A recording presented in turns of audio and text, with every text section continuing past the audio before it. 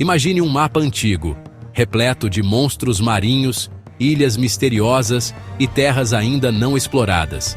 Esses mapas não eram apenas instrumentos de navegação, mas também repositórios de sonhos, medos e segredos. Cada traço, cada criatura desenhada, era um convite à aventura e ao desconhecido. Um dedo traça uma rota ao sul do Brasil, deslizando por rios e florestas, até a imensa foz do Rio da Prata, tão largo que parecia um mar, um portal para riquezas e perigos. Para Portugal, no fim do século XVII, esse mapa era mais do que papel. Era um plano ousado de expansão, um desafio direto à supremacia espanhola na América do Sul.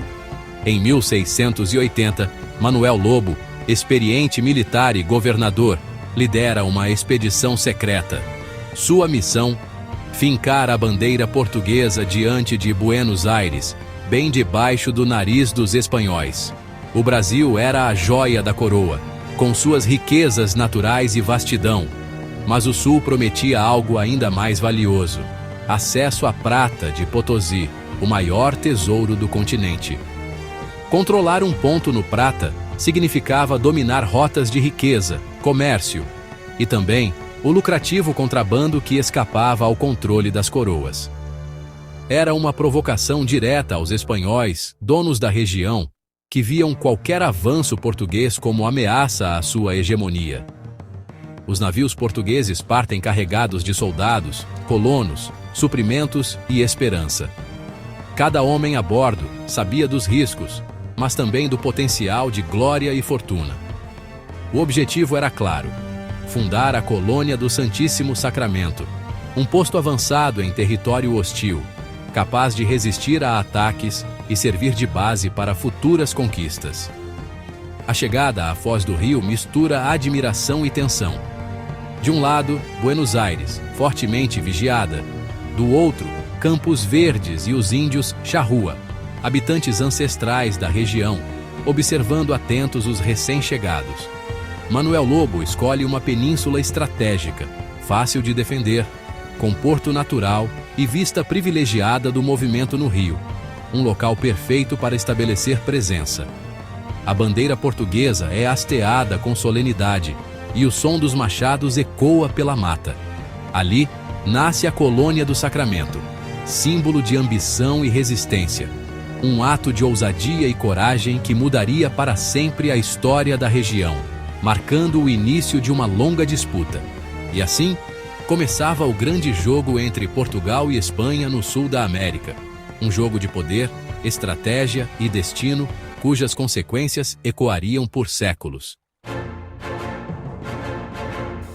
Tudo começou com o Tratado de Tordesilhas, em 1494, quando Portugal e Espanha dividiram o mundo com uma linha imaginária. Mas ninguém sabia ao certo onde ela passava na América do Sul. Convite ao conflito. Portugueses diziam que o prata era seu. Espanhóis, que era deles. Cada novo assentamento era uma declaração de posse. A fundação de Sacramento foi o ápice da expansão portuguesa, um desafio direto à Espanha. A linha de tinta virou fronteira de fogo e sangue. Manuel Lobo, governador do Rio de Janeiro, recebeu a missão de fundar Sacramento, um punhal apontado ao coração espanhol. O plano: criar um entreposto comercial e base de contrabando, desviando a prata espanhola para Lisboa. A localização, em frente a Buenos Aires, era provocação e estratégia. Lobo sabia dos riscos. A reação espanhola seria rápida e violenta. Com cerca de 400 homens, partiu do Rio de Janeiro, levando tudo para erguer uma cidade do zero. Ao chegar ao Prata, agiu depressa. Cada dia contava antes que Buenos Aires reagisse. A sorte estava lançada. Assim que chegaram, os portugueses começaram a erguer uma fortaleza. A sobrevivência dependia disso. Soldados viraram construtores, levantando muralhas e casas simples. A península escolhida era fácil de defender, mas isolada. Dependiam do mar para suprimentos. Logo, a notícia cruzou o rio. Buenos Aires estava em choque. O governador espanhol, José de Garro, viu Sacramento como afronta direta e mobilizou suas forças. Enquanto os portugueses corriam para terminar as defesas, os espanhóis preparavam um exército. A paz estava por um fio. Sacramento se preparava para seu batismo de fogo. A resposta espanhola foi imediata e brutal. Garro reuniu soldados e milhares de guerreiros guaranis das missões jesuíticas. Em agosto de 1680, atacaram Sacramento antes das defesas estarem prontas.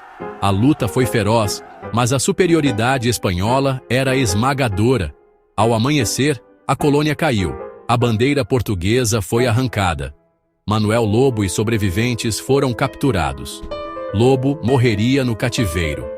A queda de Sacramento virou crise internacional. Portugal exigiu a devolução, ameaçando guerra. A história da colônia estava só começando. A diplomacia portuguesa foi posta à prova em 1681, quando, pelo Tratado Provisional de Lisboa, a Espanha devolveu Colônia do Sacramento aos portugueses, mas a cidade retornou em ruínas, marcada pela destruição e pelo conflito. Esse gesto diplomático, longe de encerrar a disputa, apenas inaugurou uma longa sequência de negociações e tensões entre as duas coroas ibéricas. Os portugueses não demoraram a reconstruir Sacramento, restaurando suas muralhas e casas. No entanto, a colônia logo se tornou uma moeda de troca valiosa, sendo capturada, perdida e devolvida repetidas vezes ao longo do século XVIII, conforme os interesses e alianças mudavam na Europa. Tratados como Utrecht, Madrid e Paris foram assinados na tentativa de resolver a disputa, mas a instabilidade persistia. A cidade mudava de mãos conforme as guerras europeias se desenrolavam, refletindo o cenário de rivalidade global entre as potências.